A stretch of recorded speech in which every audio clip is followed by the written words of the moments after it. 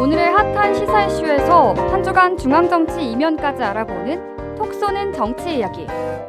매주 다양한 이슈를 짚어드립니다.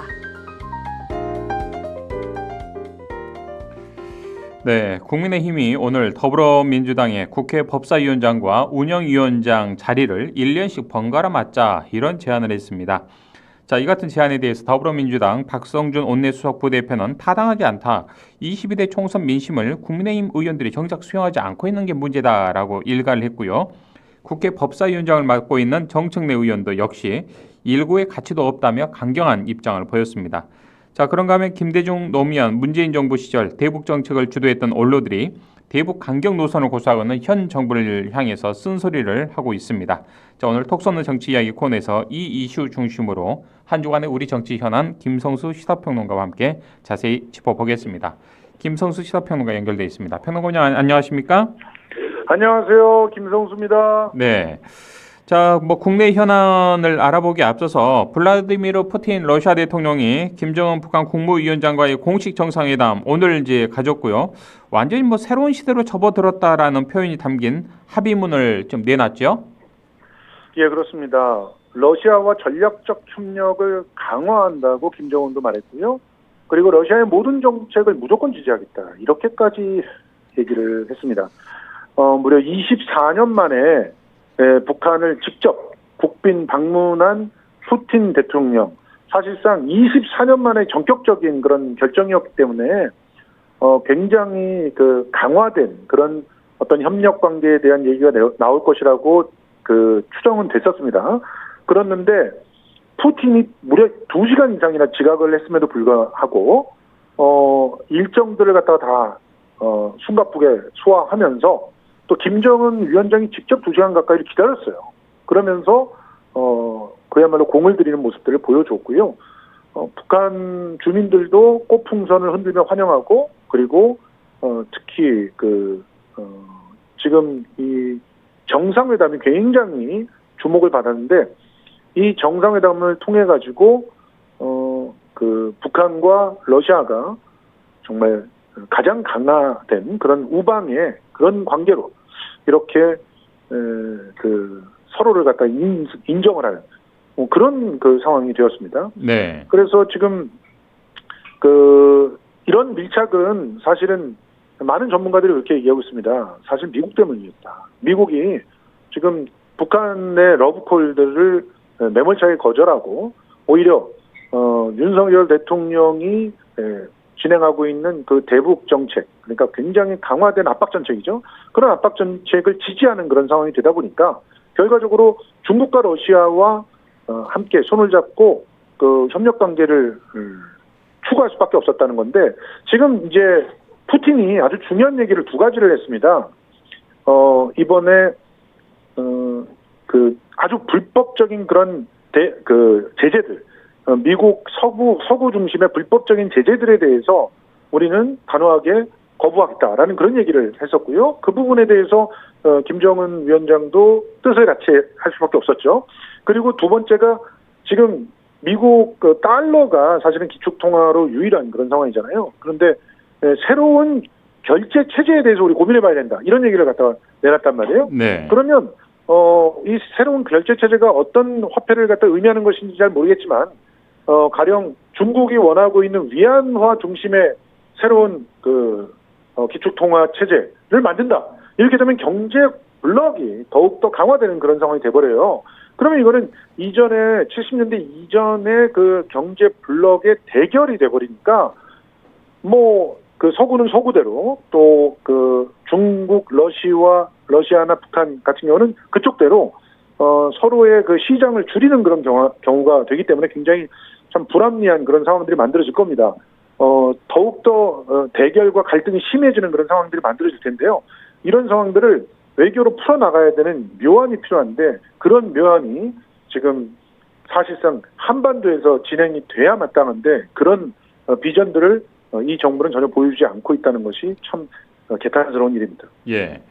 자, 김정은 북한 국무위원장이 오늘 새벽 2시 22분쯤 이른바 지각 도착한 최대 국빈이라고 할 수 있는 푸틴 대통령을 혼자서 이제 직접 평양 국제 비행장까지 나가서 영접을 했다. 이런 보도가 조선중앙통신을 통해서 영상과 함께 보도가 되고 있는데 친구 사이임을 좀 강조하려는 제스처로도 보이는 것이지 않겠습니까? 굉장히 또 우리는 가까운 사이다.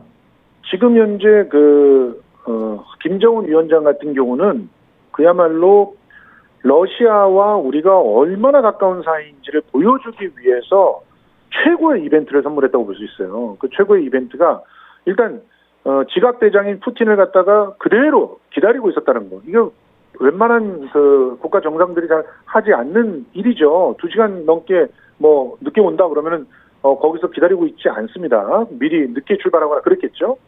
그리고 리설주 여사라든가 또 기타 외교 담당관들을 굵직굵직한 그런 인물들을 배석하지 않고 혼자 갔어요. 사실상 자기 경호원들 빼고는 혼자 그 자리에 갔다고 볼 수가 있는데요. 그런데 그 혼자 가서 포옹을 한다는 그 의미는 친한 친구가 집에 왔을 때 그런 맞이하는 방식이라고 볼 수가 있습니다. 그러니까 북한에서는 가장 최고로 친밀한 관계라고 하는 것을 그러니까 서로가 전혀 의심하지 않는 정말 무조건 신뢰하는 그런 관계라고 하는 걸 보여줬단 말이죠. 이것이 미국과 또 일본한테는 굉장히 새로운 긴장으로 다가올 수밖에 없는 그런 상황입니다. 그리고 지금 차를 타고 가는 것도 굉장히 의미 있는 그런 메시지들인데, 네. 러시아 차, 이걸 김정은 위원장이 푸틴으로부터 선물 받았어요. 이 아우루스라고 하는 이 차는 대형 SUV인데요. 근데 이 차가 러시아의 기술력이 집약되어 있는 그런 차라고 얘기를 합니다. 그래서 시중에 그렇게 팔리는 차라기보다는 아름아름으로 굉장히 안전성이 강화되어 있고 그러면서도 제로백까지 6초밖에 걸리지 않는 그런 민첩함과 안정성을 동시에 갖고 있는 의존형 차로는 최고라고 하는 그런 차입니다.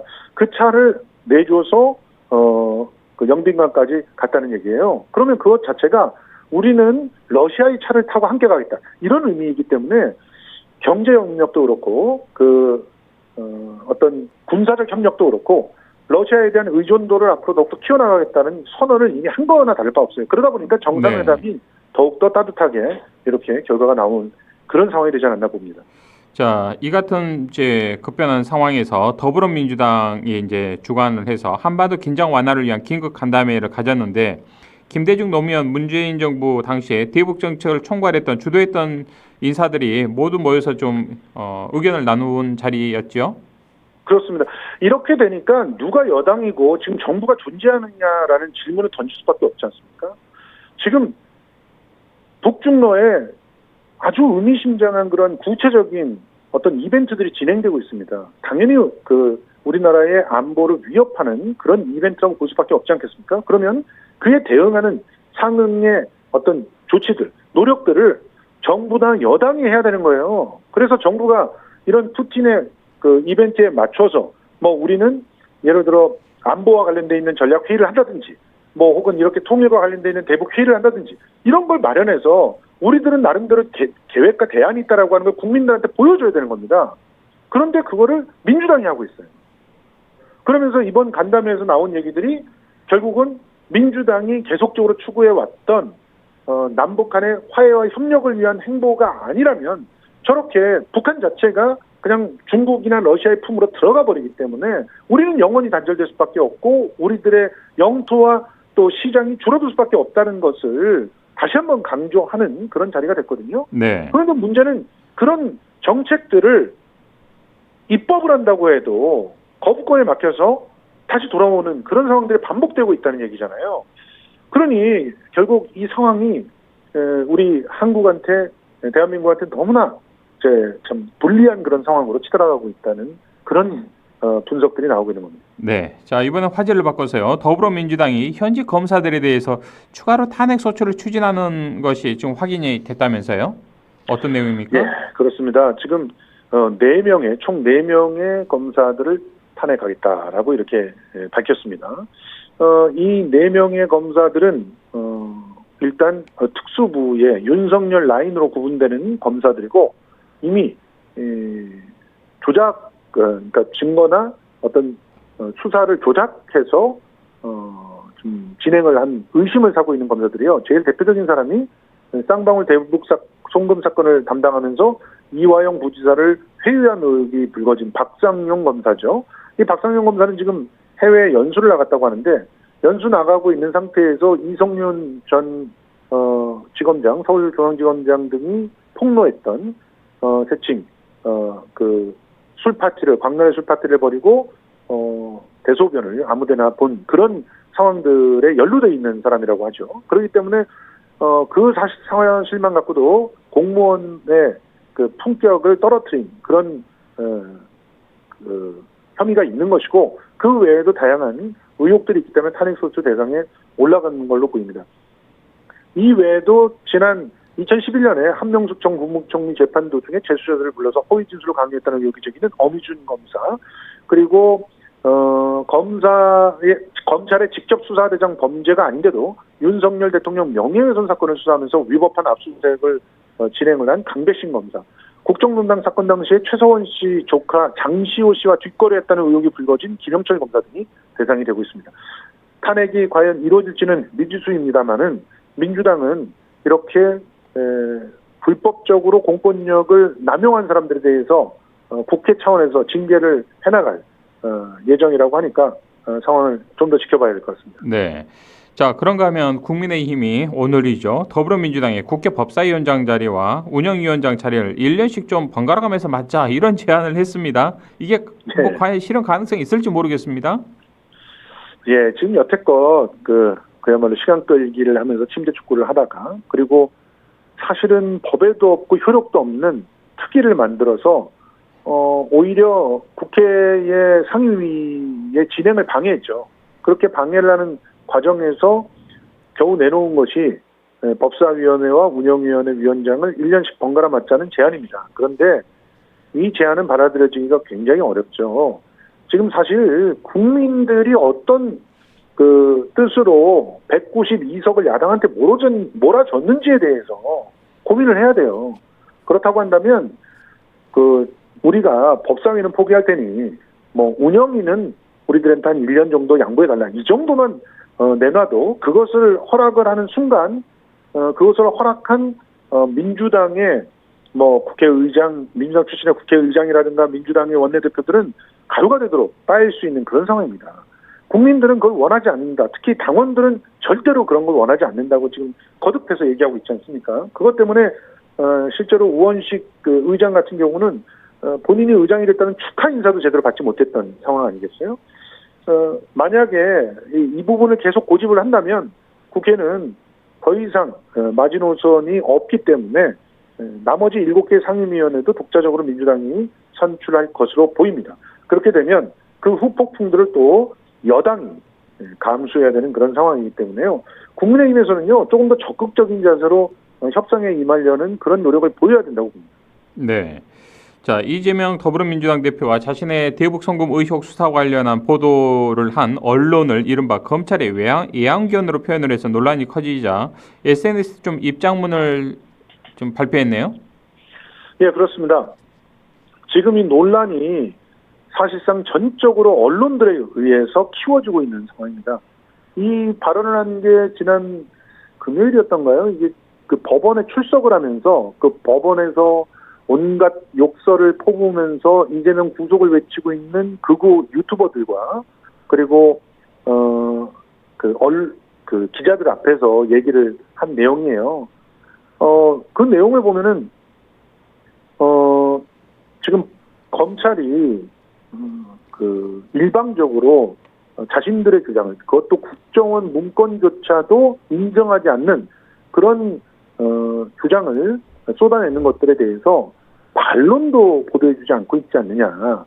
그러니까 이 부분은 정치 검찰의 주장만을 앵무새처럼 받아 적는 것이고 그거는 애완견이라고 그렇게 비판받을 수 있다. 이렇게 얘기한 거예요. 그러니까 이런 것은 애완견이다. 니도 애완견이라고 몰아세운 것도 아니고 이미 많은 학자들도 학술적 용어로 쓰고 있는 그 용어를 사용한 것에 불과한데, 그리고 실제로 이 애완견이라고 하는 용어를 JTBC의 손석희 앵커를 비롯해서요, 2020년에는 동아일보에 특별기고를 했던 서강대의 그 교수까지도 이 애완견과 또 감시견을 갖다 비교하면서 네. 언론의 역할들을 갖다가 그 강조를 했던 바가 있습니다. 그런데 지금 이 언론들은 기자협회, 또 방송기자협회, 그리고 언론노조, 이렇게 세 개 단체가 함께 성명을 내면서 이재명 그 대표한테 사과를 종용을 했거든요. 이재명 대표는 유감이다, 이건 일부를 놓고 얘기를 했는데 전체로 이렇게 오해를 하게 된 거, 그렇게 한 것을 이제 유감이라고 생각한다라고 이렇게 일단은 한 발짝 물러서는 그런 모습을 보였지만, 지금 언론이 제대로 보도를 하고 있는지에 대해서는 또 따끔하게 비판을 하면서 어떤 면에서는 이게 수습 국면이 아니라 정면 돌파를 의미하는 그런 SNS에 글을 내놨던 것입니다. 이렇게 되니까 지금 언론인들 안에서도 굉장히 의견이 분분한 것 같은데요. 아무튼 무려 6개의 레거시 미디어가 사설을 내놓을 만큼 이게 중요한 사안이었는지 언론인들 스스로가 한번 반성을 해봐야 될 상황이 아닌가, 그렇게 생각이 듭니다. 언론학을 공부하는 학자들도 워치독이라는 이런 단어를 공식적으로 교재에도 나온 단어들입니다, 이게. 맞습니다. 그런데 중앙일보에서는 어떻게 개한테 비유할 수 있느냐, 개한테 비유하는 건 비하의 의도가 있는 거다. 그분은 분명히 기자인데도 언론학을 공부를 안 하신 것 같아요. 저도 언론학 석사 출신인데요. 워치독, 랩독, 가드독, 그렇죠. 이런 얘기들은 햇독도 있고요. 많이 나오는 얘기입니다. 근데 그런 얘기를 논문 한 편도 안 읽어본 것처럼, 그럼 그분들은 전부, 외국 분들은 전부 개로 비하를 했다는 겁니까? 학자들이? 실제로 부시를 맹종하듯이 뉴스를 썼던 폭스뉴스에 대해서 ABC 기자가 그렇게 비판을 하기도 했어요. 부시의 개다, 이렇게 비판하기도 했거든요. 그게 개라고 비하를 한 건가요? 그렇게 생각하지 않습니다. 예, 알겠습니다. 자, 평론가님, 오늘 말씀 여기까지 듣겠습니다. 고맙습니다. 고맙습니다. 지금까지 김성수 시사평론가와 함께했습니다.